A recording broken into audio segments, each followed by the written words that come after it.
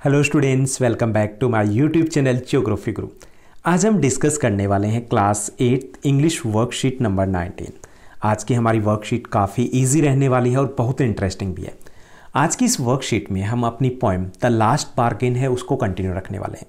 हमें एक पैसेज दिया गया है उस पोइम में से जिसको हमें पढ़ना और समझना है, और उसके बेस पर कुछ ईजी से क्वेश्चन दिए गए हैं जिनको हमें सॉल्व करना है। तो चलिए हम शुरुआत करते हैं इस ईजी सी वर्कशीट की। As it is visible on your screen, जैसा कि आप अपनी स्क्रीन के ऊपर देख पा रहे हैं, this is worksheet number 19, are subject English and date 2 December 2020। यहाँ पे पोएम दी गई है the last bargain. The last bargain poem में one person is searching for job. एक पर्सन है जो जॉब के लिए सर्च कर रहा है, but he wanted to be free. लेकिन वो आज़ाद भी रहना चाहता है, इसलिए उसे बहुत सारे ऑफ़र मिलते हैं रिच पर्सन से, फ्रॉम द किंग से, लेकिन वो सभी को टर्न डाउन यानी कि मना कर देता है। अब उसे दो और ऑफ़र मिलते हैं। एक ऑफ़र मिलता है फेयर मेड से, एक ब्यूटीफुल गर्ल से मिलता है, और सेकंड ऑफ़र उसे मिलता है एक बच्चे से। अब कौन सा वो एक्सेप्ट करता है और कौन सा मना करता है वो इस वर्कशीट में पढ़ेंगे। इट वॉज इवनिंग, शाम का समय था। It was evening time and the garden hedge was all a flower. All a flower का मतलब होता है कि गार्डन की जो हेज थी वो फूलों से ढकी हुई थी। The fair maid came out. एक fair maid means beautiful girl came out. एक सुंदर सी लड़की आती है एंड सेड, और उसे कहती है, I will hire you with smile, कि मैं तुम्हें स्माइल के बदले हायर कर सकती हूँ, कि मैं आपको स्माइल दूंगी और आपको मेरे लिए काम करना होगा। हर smile paled and melted into tears. She went back alone in the dark. कि उसकी स्माइल, यहाँ पे पोइट कहता है कि paled and melted into tears, कि थोड़ी देर में ही गायब हो गई।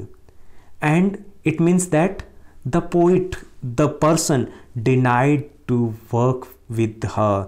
वो मना कर देता है क्योंकि उसे लगता है कि smile is the temporary thing, ये तो परमानेंट नहीं है, टेम्परेरी है, और उसके बदले में आज़ादी नहीं खो सकता। The sun glisten on the sand and the sea waves broke waywardly. Then the men went on the seaside. वो ओशियन की साइड में चला जाता है वो वर्कर जिसको काम की ज़रूरत थी। A child set playing with the shells. और वहाँ पे एक बच्चा होता है, वो शेल से खेल रहा होता है। He raised his head and seems to know me. वो अपना सर ऊपर उठाता है और ऐसे लगता था वो मुझे जानता था। एंड सेड, और कहता है, I hire you with nothing, कि मैं तुम्हें हायर करना चाहता हूँ लेकिन मेरे पास देने के लिए कुछ भी नहीं है। From thenceforward, that bargain struck in child's play made me for a free man. और वहाँ पर उसके ऑफ़र को एक्सेप्ट कर लेता है क्योंकि वो बच्चे के साथ खेलकर अपनी आज़ादी को नहीं खो रहा था, वो तब भी फ्री था। तो यहाँ पे दिखाया गया है कि the freedom is most important thing for a person, कि आज़ादी हमारे लिए सबसे ज़्यादा ज़रूरी होती है। ये थी हमारी पोएम जिसका स्टंजा दिया गया था, और आज की इस वर्कशीट में बहुत आसान से क्वेश्चन दिए गए हैं। So first question is there, what did the young maiden offer to hire him with. किसके बदले उससे ऑफर दिया था? C offer to hire him with smile. तो हमारा बी आंसर रहेगा। Second question, the word a flower. एक word use किया गया है फर्स्ट लाइन में, अ फ्लावर मीन्स, इसका मीनिंग क्या होता है? इसका मीनिंग होता है, ए रहेगा answer, covered with flowers, flower से ढका हुआ।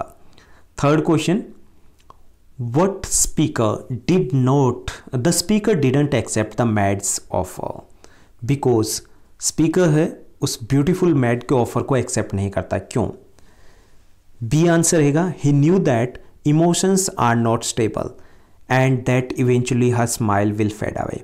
क्योंकि उसे ये लगता है कि जो इमोशंस है वो स्टेबल नहीं होते, कभी कुछ होते हैं, कभी कुछ अलग होते हैं, और ये स्माइल है वो कभी भी गायब हो सकती है। So he didn't accepted the offer, इसलिए वो उस ऑफर को एक्सेप्ट नहीं करता, didn't accept that one. Fourth question यहाँ पर दिया गया, the word dark in the third stanza of the poem symbolize. Third stanza में एक वर्ड यूज किया गया है डार्क, उसका मतलब क्या है? तो बी आंसर रहेगा, होपलेसनेस एंड डिस्पेयर, नाउमेदी, निराशा इसका मतलब होता है। Fifth question, what was the child doing. जो चाइल्ड था लास्ट स्टंजा में वो क्या कर रहा था? The child was playing with the sea shells. Sea shells के साथ, जिनको हम मोतियाँ बोलते हैं, उनके साथ वो खेल रहा था। 6th, what did the child offer to hire him with. Child है वो उसको क्या ऑफर देता है। The child offer to hire him with nothing, कि उसके पास देने को कुछ नहीं था। 7th question, find the poem. Find in the poem, हमें पोएम में से एक लाइन फाइंड आउट करनी है। दैट मेक्स द फॉलोइंग, जिसका मतलब ये हो, I have nothing to give you except goodwill और चीयर, कि मेरे पास खुशियाँ देने के लिए, खुशी देने के लिए, आज़ादी देने के लिए, शुभकामनाएं, गुडविल देने के लिए मेरे के अलावा मेरे पास कुछ नहीं है। ओके, तो इसका मतलब था जो ए हमारा आंसर रहेगा, I hire you with nothing, कि मैं आपके हायर कर सकता हूँ लेकिन मेरे पास देने को कुछ नहीं है, एक्सेप्ट गुडविल एंड चीयर, जो बच्चे की तरफ से ऑफर था। 8th question and the last one, why does the man accept the child's offer. जो पर्सन है वो चाइल्ड के ऑफर को एक्सेप्ट कर लेता है, क्यों। It made him a free man, क्योंकि इससे वो आज़ाद रह पाता है, उसकी आज़ादी नहीं छीनती है, इसलिए वो बच्चे के ऑफर को एक्सेप्ट कर लेता है। तो ये थी हमारे आज की बेहद आसान वर्कशीट। आपकी क्लास की सभी वर्कशीट है वो एक दिन पहले इसी चैनल के ऊपर पब्लिश कर दी जाती है। ऐसे ही हमारे साथ बने रहिए, खूब पढ़िए, मेहनत कीजिए, खुश रहिए, और हाँ, एक छोटा सा कमेंट भी कीजिएगा। इस चैनल को लाइक, शेयर और सब्सक्राइब ज़रूर कीजिएगा। Thank you, bye bye, have a nice day.